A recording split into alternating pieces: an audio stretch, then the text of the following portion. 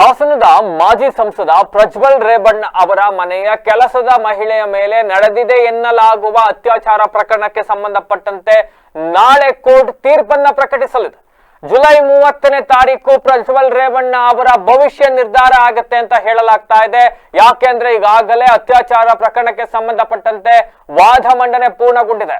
Prosecution ಪರ B N Jagadish ಮತ್ತೆ ಅಶೋಕ್ ನಾಯ್ಕ್ ವಾದವನ್ನ ಮಂಡಿಸಿದ್ದಾರೆ. ಪ್ರಜ್ವಲ್ ರೇವಣ್ಣ ಪರವಾಗಿ ಹಿರಿಯ ವಕೀಲ ನಳಿನಾ ಮಾಯಾಗೌಡ ಅಂತಕ್ಕಂಥವರು ಪ್ರತಿವಾದವನ್ನು ಕೂಡ ಮಂಡನೆ ಮಾಡಿದ್ದಾರೆ. ಈ ಇಬ್ಬರು ಕಡೆಯ ವಾದ ಪ್ರತಿವಾದಗಳನ್ನ ಆಲಿಸಿರ್ತಕ್ಕಂಥ ಜಡ್ಜ್ ಸಂತೋಷ್ ಗಜಾನನ ಭಟ್ ಅವರು ಆದೇಶವನ್ನ ಕಾಯ್ದಿರಿಸಿದ್ರು. ಜುಲೈ 30ನೇ ತಾರೀಕು ಅಂತ ಅಂದ್ರೆ ನಾಳೆ ಬೆಂಗಳೂರಿನ ಜನಪ್ರತಿನಿಧಿಗಳ ವಿಶೇಷ ನ್ಯಾಯಾಲಯ ಪ್ರಕರಣದ ತೀರ್ಪನ್ನ ಪ್ರಕಟಿಸಲಿದ್ದು, ಪ್ರಜ್ವಲ್ ರೇವಣ್ಣಗೆ ಅಕ್ಷರಶಃ ಡವಢವ ಶುರುವಾಗಿದೆ ಅಂತ ಹೇಳಲಾಗ್ತಾ ಇದೆ. ಯಾಕೆಂತ ಅಂದ್ರೆ ನಾಳೆ ಪ್ರಜ್ವಲ್ ರೇವಣ್ಣ ಅವರ ಭವಿಷ್ಯ ನಿರ್ಧಾರ ಆಗುತ್ತೆ.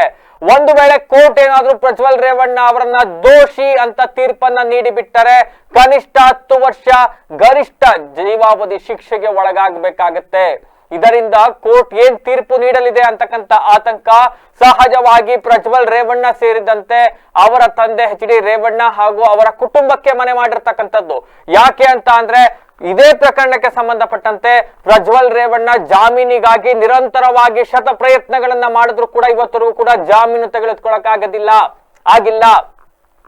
ಜನಪ್ರತಿನಿಧಿಗಳ ವಿಶೇಷ ನ್ಯಾಯಾಲಯ 2 ಬಾರಿ ಜಾಮೀನನ್ನ ವಜಾಗೊಳಿಸ್ತು, ಹೈಕೋರ್ಟ್ ವಜಾಗೊಳಿಸ್ತು, ಸುಪ್ರೀಂ ಕೋರ್ಟ್ ವಜಾಗೊಳಿಸ್ತು.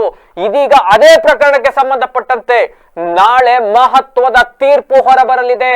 ಈಗಾಗಲೇ ವಾದ ಪ್ರತಿವಾದ ಎರಡನ್ನೂ ಕೂಡ ಆಲಿಸಿಯಾಗಿದೆ. ಈ ಪ್ರಕರಣದಲ್ಲಿ ಜಡ್ಜ್ ಬಹಳ ಸ್ಟ್ರಿಕ್ಟ್ ಆಗಿದ್ದಾರೆ. ಪ್ರಕರಣಕ್ಕೆ ಸಂಬಂಧಪಟ್ಟಂತೆ ಈಗಾಗಲೇ ಟ್ರಯಲ್ ಎಲ್ಲವೂ ಕೂಡ ಮುಗಿದು ಹೋಗಿದೆ. ಈಗ ತೀರ್ಪು ಪ್ರಕಟ ಒಂದೇ ಬಾಕಿ ಉಳಿದಿತ್ತು. ಅದನ್ನ ಜುಲೈ 30ನೇ ತಾರೀಕಿಗೆ ಕಾಯ್ದಿರಿಸಿದ್ರು.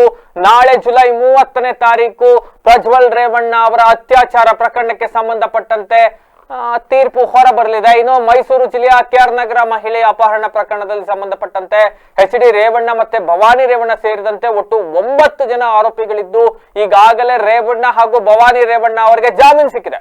ಆದ್ರೆ ಪ್ರಕರಣದ ಪ್ರಮುಖ ಆರೋಪಿ ಪ್ರಜ್ವಲ್ ರೇವಣ್ಣ ಅವರು ಮಾತ್ರ 1 ವರ್ಷ 2 ತಿಂಗಳಿಂದ ಬೆಂಗಳೂರಿನ ಪರಪ್ಪನ ಅಗ್ರಹಾರ ಜೈಲಿನಲ್ಲೇ ವಾಸವನ್ನ ಮಾಡ್ತಾ ಇದ್ದಾರೆ. ಹಾಸನದ ಪ್ರಜ್ವಲ್ ರೇವಣ್ಣ ವಿರುದ್ಧ ದಾಖಲಾಗಿದ್ದ ಅತ್ಯಾಚಾರ ಕೇಸ್ ನಂತರ ಸಿಐಡಿಗೆ ವರ್ಗಾವಣೆ ಆಗಿತ್ತು. ಅರೆಸ್ಟ್ ಆದಾಗ ಪ್ರಜ್ವಲ್ ರೇವಣ್ಣ ಅವರನ್ನ SIT ಕಸ್ಟಡಿಗೆ ಪಡೆದಿತ್ತು. ಈ 2 ಕೇಸ್ಗಳಲ್ಲಿ ವಿಚಾರಣೆ ಮುಗಿದಿರುವ ಕಾರಣ ಪ್ರಜ್ವಲ್ ರೇವಣ್ಣ ಅವರನ್ನ ನ್ಯಾಯಾಂಗ ಬಂಧನಕ್ಕೆ ನೀಡಲಾಗಿತ್ತು. ಬಳಿಕ ಪ್ರಜ್ವಲ್ ರೇವಣ್ಣ ಅವರು ಸಲ್ಲಿಸಿದ ಜಾಮೀನು ಅರ್ಜಿ ನಾನು ಆಗ್ಲೇ ಹೇಳ್ದಂಗೆ ಪದೇ ವಜಾ ಆಗ್ತಲೇ ಬಂತು.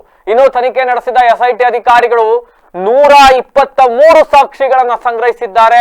ಸುಮಾರು 2000 ಪುಟಗಳ ಚಾರ್ಜ್ ಶೀಟ್ ಗಳನ್ನ ಜನಪ್ರತಿನಿಧಿಗಳ ವಿಶೇಷ ಕೋರ್ಟ್ಗೆ ಸಲ್ಲಿಸಲಾಗಿದೆ. ಇದೀಗ ವಾದ ಪ್ರತಿವಾದ ಎಲ್ಲವೂ ಕೂಡ ಅಂತ್ಯಗೊಂಡಿದ್ದು ಜುಲೈ 30 ಅಂತ ಅಂದ್ರೆ ನಾಳೆ ಪ್ರಜ್ವಲ್ ರೇವಣ್ಣ ಅವರ ಭವಿಷ್ಯ ನಿರ್ಧಾರವಾಗಲಿದೆ. ಪ್ರಜ್ವಲ್ ರೇವಣ್ಣ ಅವರಿಗೆ ಜೈಲೇ ಗತಿ ಆಗುತ್ತಾ ಅಥವಾ ಕೋರ್ಟ್ ಪ್ರಜ್ವಲ್ ರೇವಣ್ಣ ಅವರ ಪಾತ್ರ ಇಲ್ಲ, ಇವೆಲ್ಲ ಅವ್ರು ಹೇಳ್ತಾ ಇದ್ರಲ್ಲ ಷಡ್ಯಂತ್ರ ಅಂತ ಹೇಳಿ ಹೊರಗಡೆ ಕಳಿಸುತ್ತಾ, ಇವೆಲ್ಲಕ್ಕೂ ಕೂಡ ನಾಳೆ ಉತ್ತರ ಸಿಗಲಿದೆ.